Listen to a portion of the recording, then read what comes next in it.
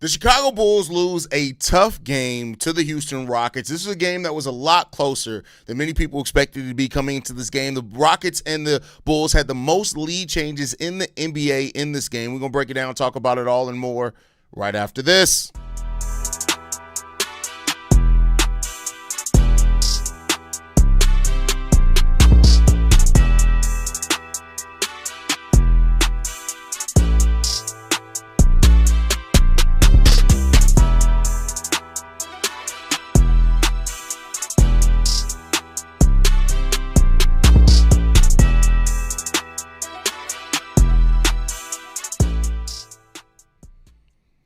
What's going on, Bulls fans? Welcome to another episode of Chicago Bulls Central, your number one spot for everything Chicago Bulls related. I'm the host there, Hayes, but more importantly, you guys can follow the channel at Bulls Central Pod on every social media platform we happen to be on. With that said, let's go ahead and get into this content for today, y'all. This was a really fun game, a really good played game by the Chicago Bulls too for the majority of the game. That last stretch in that fourth quarter, though, that's what made the difference between the Bulls and the Houston Rockets in this game. And otherwise, listen, the Bulls played a very close game with the Houston Rockets. They stayed close throughout this whole entire game, and this is a game that not many people were giving the Bulls that much credit for. The Bulls outscored the Houston Rockets in the second quarter of this game, 36-28, which really put them in it, but the other quarters were really close in those games. 35 lead changes in this game, but the thing that made the big difference was that last stretch by the Houston Rockets, man. The Bulls were up 106-105 after they went on a 14-8 run with 3 minutes and 10 seconds left in the fourth quarter in this game. The Rockets then go on a 14-7 run. From 2 minutes and 52 seconds left to the end of the game, they end up winning the game 119-113. But this was a game where the Bulls matched just about every run that the Houston Rockets went on, and they competed. They fought. They were moving out the ball. We saw cutting. We saw everything that we've been talking about we need from the Bulls offense we saw in this game, and it was refreshing to see. They just didn't have enough down the stretch of this game, and they made some mental mistakes between turnovers and other things that really hurt them. I'd say this, though. In the fourth quarter, the Bulls actually did the game plan that you want. They tried to force Jabari Smith to be the one to beat them, and unfortunately, he went 3 of 5 from the field, 2 of 3 from three-point range, 2 of 2 from the free throw range for 10 points in the fourth quarter of this game. They basically nullified Kevin Durant, who only had four points in the fourth quarter of this game, and those all came late in the fourth quarter. That's the game plan. You want to force Jabari Smith to be a shooter. He became a really good jump shooter tonight for this team, and that's what really blew this team up, is that Jabari made those jump shots. Jabari Smith played every minute. Him and Amin Thompson played every minute of the fourth quarter. They scored 10 and 9 points respectively, and that's really what killed the Chicago Bulls. Amin Thompson, who went 6 of 6 from the free throw line, only 1 of 3 from the field in that fourth quarter. But the Rockets took care of business. No slight to the Rockets. They did what needed to be done. And they won this game. The adjustments, coaching, those type of things, it matters in games like this, and the Bulls just did not have enough. But the Bulls won second chance points today. They tied in bench points 23-23. We had more points off turnovers than the Houston Rockets. The Rockets only had 8 points more in the paint than us. But, hey, at the end of the day, this is the type of competitive loss that you can take from the Bulls. It sucks that you lost, because this, again, was a game that was definitely winnable in this one. And the Bulls didn't even take – only a third of their shots were three-pointers today. So the Bulls were not settling for bad three-point shots either today, and they didn't have to. The Houston Rockets only made 7 three-pointers. The Bulls made 12. The Rockets were 7 of 24. The Bulls were 12 of 37. So, you didn't need that. Free throw discrepancy mattered. They had 6 more free throws than we did. They ended up making 3 more overall than we did in the game. But, you give us Josh Giddey or somebody down the stretch of this game, the Bulls probably win this game. But, hey, woulda, coulda, shoulda. It is what it is. You're now back 3 games below 500. You're 21-18 on the season. You have 3 games coming up against 1 against the Utah Jazz, 2 against the Brooklyn Nets. The Bulls very well could be back at 500 by the end of this week if they play like they played in this game. This is what's so frustrating about this Bulls team. You come up against this team that was missing Tari Eason. They're missing Dorian Finney-Smith. But, you came up in this game. You're missing Josh Giddey. You're missing Kobe White. You're missing Zach Collins. You're missing three big hitters on your squad. and you still compete against this Rockets. If you can bottle this up, that we can say that the Bulls play with this energy every single night, we're talking about a team that can win 40 games if you do that. The problem is the Bulls just don't lock in and play this way when they need to. So, I hope that they take the right things from this game and that they perform, they play their ass off, because when you do that, this Bulls team can fight with anybody. It can throw punches with anybody when you play like this. And this is what's so frustrating about this team when people talk about the lack of not having a star, all that type of stuff.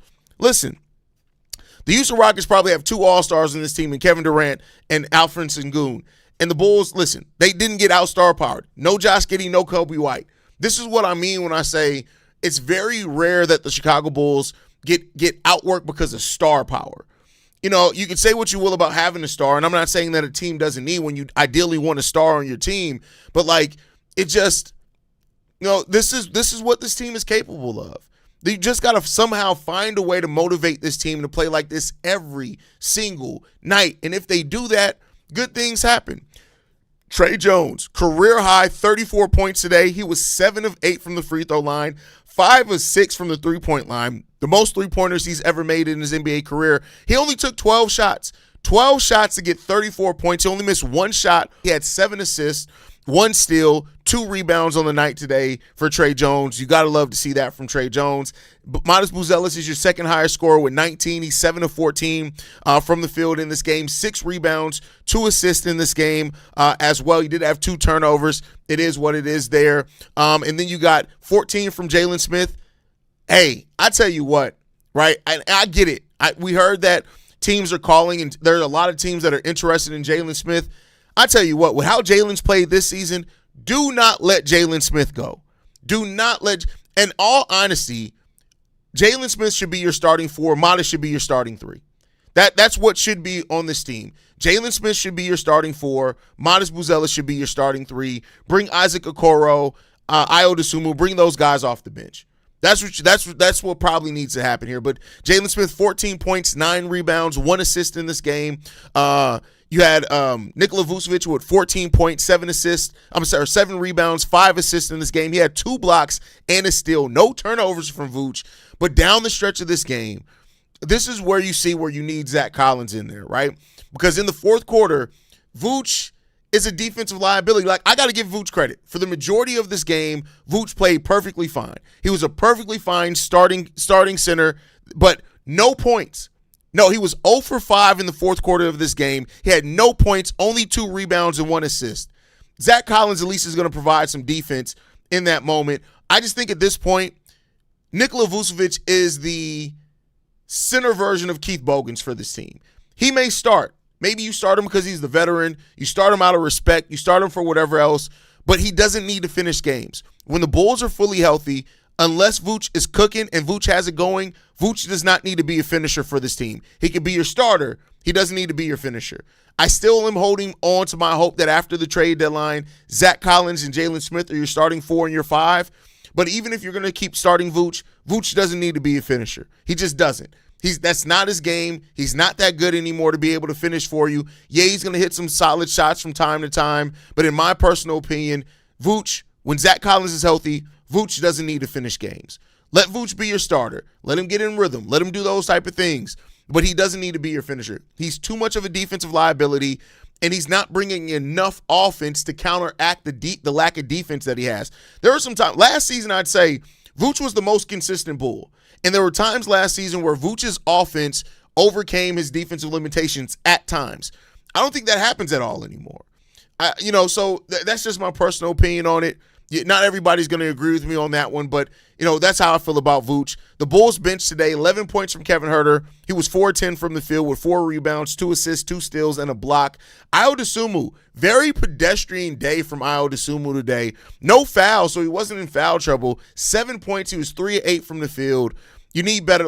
If Ayo gives us his typical bench performance, the Bulls probably win this game too. Ayo Dosunmu, just depending on the defensive matchups, those type of things, he just wasn't a big offensive threat for the Chicago Bulls today. Isaac Okoro had 9 points for what that's worth. He had 4 rebounds and an assist as well. The Bulls on the game, only 7 turnovers for the Bulls on the game today. That's really good for this team that's average, giving up almost 20 points off turnovers a game. Keep the turnovers down. That's what you need to do against a Rockets team. But, it is what it is, man. It is what it is. We will see how the Bulls build off of this one. We do play tomorrow against the Utah Jazz, and then we get a day off, and then we come back and we have a home and home against the Brooklyn Nets. So if the Bulls keep playing this way, though, they can win more games. There's just no doubt about that. They can win some basketball games if you keep playing this way. The Bulls just got to lock in, man, and figure out how do you bottle in what you did in this game, and how do you get that and make that more consistent for yourself. We'll see what happens there. Kyle Williams says, great game for Bulls until the last 3 minutes, total collapse. Absolutely. The only gripe I got with this team is this game is the fact that they didn't look to attack the basket. Late in the game, they were just shooting threes. I mean, and the thing that sucks about that is that they were attacking the basket for the majority of this game, right, Shay? They were attacking, they were cutting, they were moving to the rim, those type of things. You got to do that all the time. We got to do that.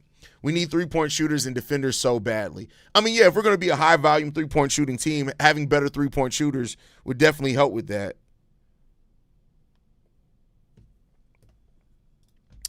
Great game to watch. Many lead changes. Disappointing to lose, but love the way we played without Giddey, Kobe, or Collins. That's from Ryan. Ryan, I agree with you. It gives you a lot of hope for who this team could be. Like Billy Donovan said it. We've talked about it a lot here as well. Like, if this team is able to string together a month to 2 months of being healthy, like I do think this team will be in a much better position, and the tanking fans are going to hate it. All I got to say is Patrick Williams, 18 minutes, 0 of 6 from the field, 0 of 5 from 3, with 1 rebound, 2 assists, and 1 turnover. Well, there's a reason why when the Bulls are fully healthy, Patrick Williams was getting like 3 and 4 minutes per game. That Patrick Williams is just not good. He's just not a good basketball player.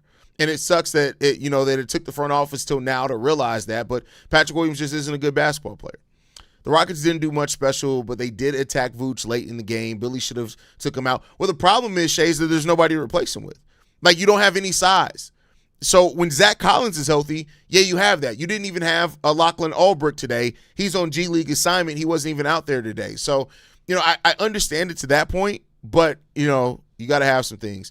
This loose was on Billy Donovan. This loss, bro, not loose, was on Billy Donovan. Should have challenged that incident with Vooch and the Rockets center. If we had Giddey or Kobe, it would have made a difference. Good game, but sucks. I mean, yeah, he should. Billy Donovan didn't call that challenge, even though Vooch was telling him to, because they only had 2 timeouts. If they lost, they only would have had 1 timeout. But my thought process is, the Rockets were starting the run. Even if you do miss that challenge, maybe you change the momentum some, but it definitely should have. Billy Donovan should have challenged that. It definitely was, an extension of the arm by Sengun. That call probably would have got overturned. Shay says, Hayes, I know he had like 19 points, but Modest has to attack late in games. Bulls kept pushing base today. Shame that 10-2 run by the Rockets. It seemed like the Bulls run out of bullets, but love the effort, though. Yeah, I don't even know if it's that. I think that without Josh Giddey and Kobe out there, mainly just Josh Giddey, because Kobe, has missed so much time, the Bulls don't have a stabilizer in the fourth quarter of games, right? Like, if you go and look at it, Josh Giddey was a stabilizer. Even if he wasn't scoring, which he pretty much did become a really good scorer in the fourth, but even if he wasn't scoring, he kept guys balanced, right? He was able to get guys the ball because of the way he distributes, the way he passes. So, they didn't have that stabilizer. Tre Jones tried to be that, and I think he did a pretty damn good job at it, considering that, like, Tre Jones isn't a scorer per se, but yeah, you need a stabilizer out there for sure. Another loss you can chalk up to Billy Donovan. Why didn't he challenge the obvious Sengun elbow in the jaw of the Vooch foul? Well, I just said it. Why? It's because they only had 2 timeouts. I think he was scared to potentially lose the timeout. Keep in mind, the coaches don't have the replays that we see, right? I'm not excusing it. He should have called it. He should have trusted Vooch and called the challenge and take a chance at it. Give your team a chance to gain some momentum. But you got to keep in mind, the coaches don't have the benefit of the replay like we have, or the angles that we have either. Like, coaches are actually pretty far away from the plays. So that's probably why, but it is what it is. It's good to see Modest starting to figure it out. Oh, listen, Modest, I mean, he started off the season hot. But, and I think his confidence got a little shaken there for a while, and we saw Modest kind of, and it happens with second-year players, is, And now he's back riding the confidence high. I will say this, like that dunk that he gave up to Kevin Durant there late in that game, it sucked, right? But you look at it this month, for the month of January, Montes Buzelis is averaging 19.8 points per game on 47% shooting from the field, 35% shooting from three. He's averaging 6 rebounds, 3 assists, and 2 blocks. That's a pretty damn good stat line there. Pretty damn good stat line for Montes Buzelis, man. So yeah, let's hope that we see more of this version of Montes as the season goes on, because if we do, and you add Josh Giddey and Kobe White back to that, man, that's deep. Tre Jones, absolutely, Deanna. Buzelis said, what sophomore slump? Hey, listen, I love it. I love it. I love it. To your point about keeping Smith, I agree. I hope those Bulls rumors I saw about the Bulls could bring back Vooch next season aren't true, because if they get rid of Smith but decide to bring back Vooch, well, keep in mind, Jalen Smith does have another year on his contract. But, yeah, if they trade him away and we're left with Vooch, I'm going to be pissed the fuck off unless you get something good back, right? But we'll see what happens. I've said before, I do think the safest bet still is that the Bulls don't make a major move at the trade deadline. I could be very wrong about that, but I don't think they make something major. But, weirder things have happened. We need Zach Collins to stay healthy. Absolutely. We definitely need Zach Collins to stay healthy. And hopefully this is the last time that we go through this extended stretch without Zach Collins. We won 5 in a row with P. Will on the bench. Let's try that again. Well, the problem is we got so many injuries. I agree with you. Like, when we're fully healthy, P. Will won't play much at all. And if P. Will is going to keep playing this bad, Julian Phillips can play those minutes. Like, say what you will, Julian Phillips can play those minutes. If like he can't give you worse than what P. Will is giving you. P. Will just put up a Tony Snell stat line. Julian Phillips can put up at the minimum, the nigga can put up a damn Tony Snell stat line.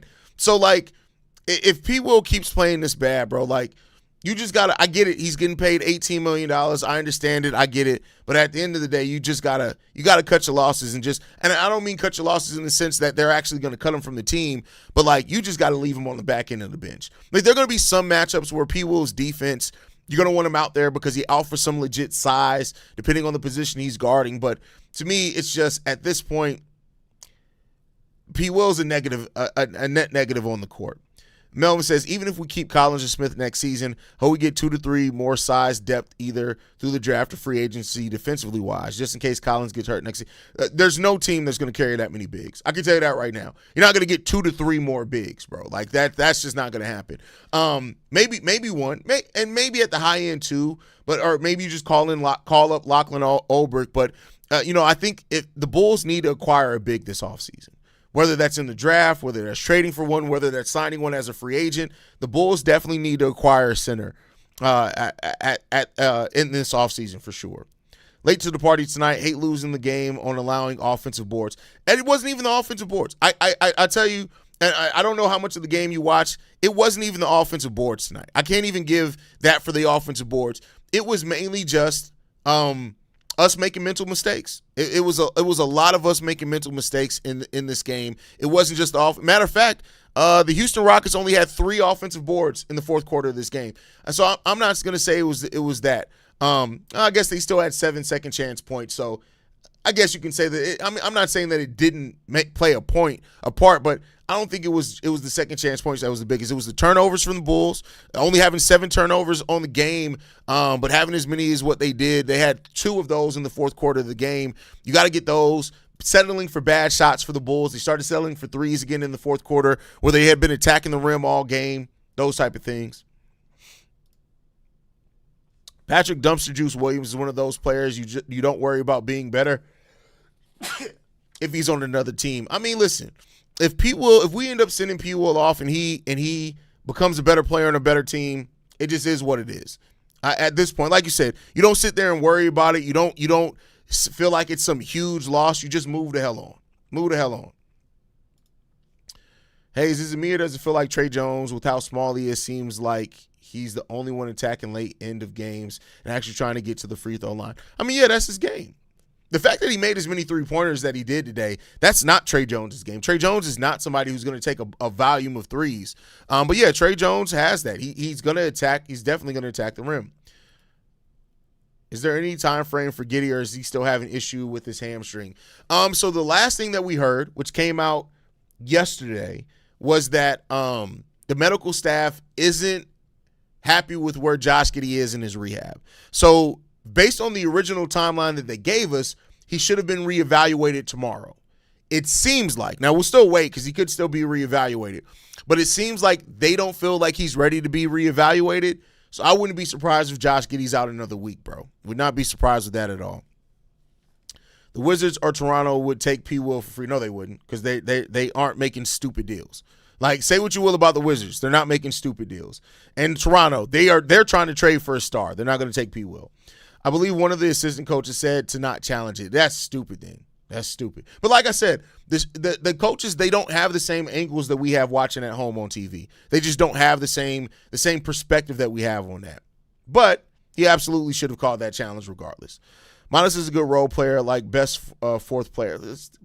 He is way too young to say stuff like that. I'm sorry. A player averaging 19, 6, and 2 blocks, that's not a fourth player on the team. Come on, bro. Like, y'all just want to just try to shit on your own play. It's so weird to me that people, like, they will say that we don't have talent. Then the moment that we get talent, all they try to do is try to explain why that talent isn't as talented as what they are. It's so Bulls, I can't wait till the Bulls start winning, because Bulls fans are in such a dumbass, like the collective dumbassery from Bulls. I'm not saying every Bulls fan is dumb, but the collective dumbassery from Bulls fans, and they hide it under the guise of, well, I'm tired of losing. Yeah, are you not tired of being stupid though? Like, don't be as stupid as the front office, right? Like when people say things like, oh, I wouldn't make that trade unless they send us their second best player back. Okay, cool. You're going to be in the same place Arturas is in, where you don't make any deals because you're asking for shit that you know you're not going to get. Like, it's just, I don't understand why being upset at the place that your team is leads to dumbassery. Those two things should not be hand in hand. Just because you're upset with where your team is and the fact that we haven't won a playoff series in 10 years doesn't mean you should also be a dumbass. Like, like those two things they should not overlap as frequently as what they do. Y'all niggas is scissoring. Idiocracy and mediocrity is scissoring right now. Y'all in here scissoring like lesbians with dumbassery. It's stupid. It's just dumb. It's really just dumb. What are we doing here? That's crazy. Bulls should take P. Will for a trip down by the lake. Look at the flowers, P. Will. Look at the flowers. Shout out if you get that reference. I love you forever if you get that reference. Hayes, what's up, my man? Much love. What's going on with Vooch Skin? With Vooch Skin? Oh, he does the cupping where they take the hot cups and they put him. He's always done that. That's your first time. He's done that basically his whole NBA career. If you go and look, you'll see those periodically on Vooch all the time. I think anytime Vooch has a couple of days off, he goes and does the cupping thing, and it just soothes the muscles. That's all that is. Phillips should have been gotten P. Will's minutes. Billy said P. Will had to fight to get minutes. Did P. Will look like he was fighting out there? Well, that's not what he means.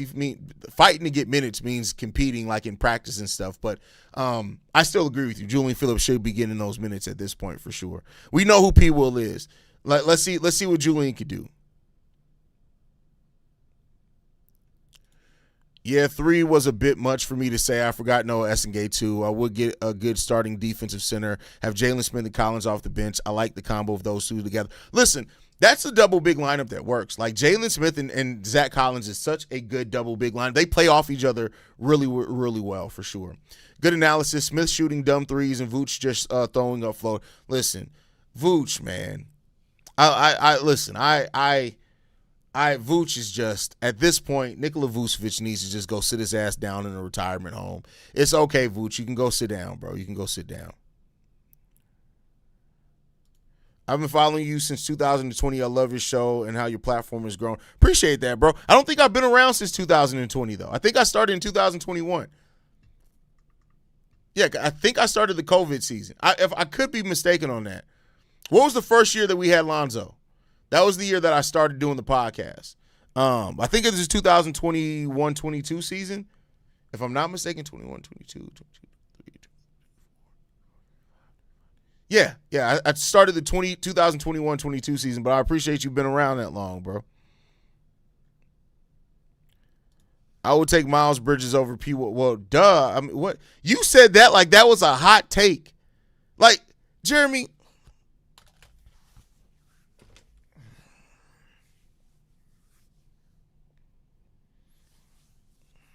boy, Jeremy, what the fuck is wrong with you, bro? What is wrong with you, bro? What is wrong? Like, this man said that like it's a hot take. I take Miles Bridges over P. Will. And I take a fucking cupcake over syphilis. Like, what the fuck are we talking about here? There you go. Yep, Walking Dead. Absolutely. Absolutely. Good pull on the reference. At this point, I could give less of a shit about the playoffs until this team gets its fucking shit together. Playoffs ain't even in the conversation. I mean, unfortunately, with how close the East is, it is in the conversation, though. So, scissoring. I'm telling y'all, man, it's crazy. I don't know if it's age or did we play good defense on him tonight, but Kevin Durant seemed like he was struggling a little bit to start the game when it came to scoring. I know he struggled in the fourth. Let me see what Kevin Durant did in the first half of the game. Because I like off the top of my head, he 4 of 11 in the first half of the game for 12 points, 11 shots to get 12 points. Yeah, you're right, Shay. Man, you're right. And I mean, I think it's just Kevin. Like, this Rockets team has played a lot of games here recently. Well, hey.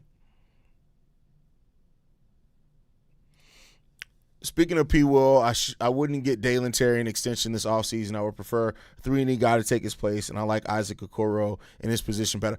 Oh, yeah. Listen, I like Dalen. I still do think that Dalen can eventually, because he's still very, very young, and maybe Dalen can eventually turn into like a defensive specialist. But the only way that I keep Dalen Terry is if like he's on the back end, like he basically is the Javon Carter role. Like, because Javon Carter is also a free agent this offseason, but I'm looking at improving everything.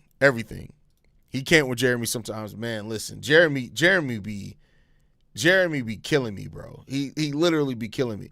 That's crazy, bro. Glasses and hat always come off when Jeremy speaks, bro. That boy Jeremy said, I'll take Miles Bridges over P. Will. Like, it was a hot take. That's crazy. I think we should and we can trade for Mathurin. I don't know about that. I don't know if we can trade for Mathurin. Like, I get it that the Pacers coming into the season wanted to see how Mathurin stepped up with Halliburton out and see what he could really be. He's been plagued with injuries, but I still think that team, because of, it depends on what they do with the draft pick. They're probably going to draft a big with their draft pick, but I can completely see them keeping Ben Mathurin around. I can see them looking at Mathurin and saying he's young enough with enough, still tremendous upside. He averaged 18 points per game this year before he went down with injury. I can see them not wanting to give up on Ben Mathurin. People ain't even good enough for Shanghai Sharks. Send his ass off to Dagestan and leave his ass there. That's crazy. That's wild. He can go to Dogaba. I miss Josh Giddey so much. He'll be back sooner rather than later. He'll be back sooner. Shay, you don't have to at me and everyone. First of all, the channel is at Bull Central. So even if you're using the at, you're not using it right. Secondly, I read every fucking comment. But he says this, AK is going to try to retain Julian Phillips because they traded away 2 second round. That don't mean that they'll try to keep him. But he's not even a free agent this year. Julian Phillips has another year left on his rookie deal. But just because they traded 2 second round picks, AK doesn't give a shit about second. He just sold a second round pick that he could have got a starting caliber center in Ryan Kalkbrenner with. He sold it for cash considerations. The nigga don't care about second round picks. If you can add one guy in the league right now that's realistic, who would you want? Walker Kessler. That's well, he's not healthy. But if Walker Kessler was healthy, it'd be Walker Kessler.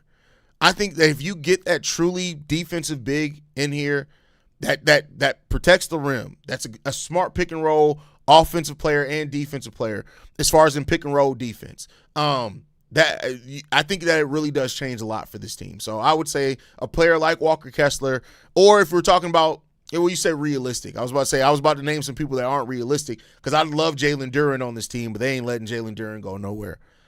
Hayes, I wish you can go in the back and talk to Patrick Williams after every. Nigga, I need to be talking to you before every game so you can get your thoughts in. Don't worry about P. Will. Worry about you. Like, that's what you need to. Right now, you are the P. Will of YouTube commenters, Jeremy. You are P. Will. You and P. Will could be doing the Spider-Man meme back and forth. You are the P. Will of YouTube commenters. What are cash consideration like? How does those help the team? It doesn't help the team. They literally sold a pick for cash. It is exactly what you said. They sold the pick for money. It doesn't help the team at all. Forgot that we trade picks for cash this year's Acme. It's great. Well, I mean, we did get another second-round pick that became Lachlan Albrick on top of the cash. So there you go. But we could have had Ryan Kalkbrenner. We could have had Rocco Zikarsky. We could have had those. And keep in mind, they took the pick that we traded in the second and then traded up. Man, listen. It's crazy. It's crazy. B. Will of YouTube commentators took me out. Wow. Sometimes I love you, Jeremy, and I love you, bro. You're a member of the family. I want to be clear there. I mess with you because we're family. But yeah, bro, sometimes you be tripping. You be set tripping, bro. I'm not even going to front on you. You be set tripping, bro.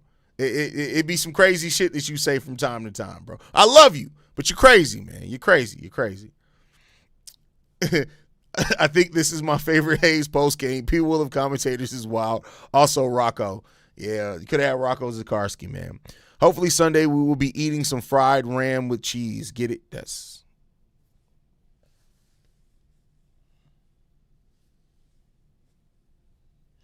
All right, I think it's time. I think that was the comment that did it. Anytime Shay starts thinking he's funny, I think it's time to go ahead and end the show.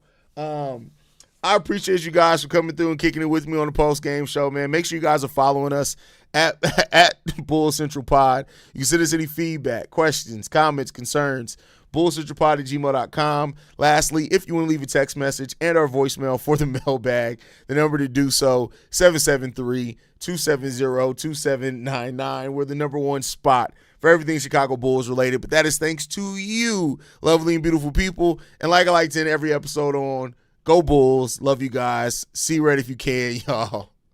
Peace. This has been a presentation of the Break Media.